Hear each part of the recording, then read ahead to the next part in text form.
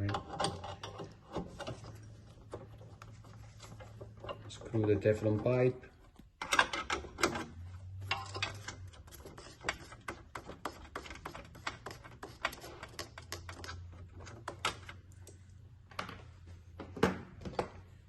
Screw the old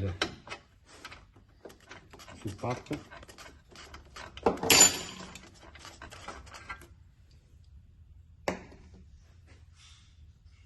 Place the new one.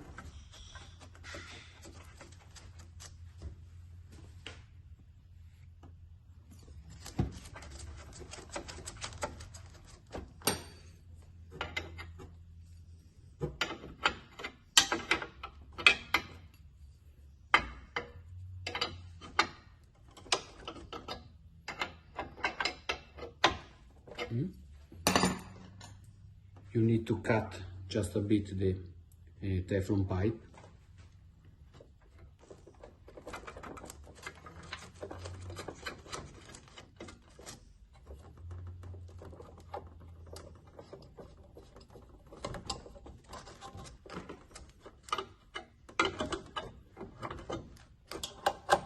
That's it.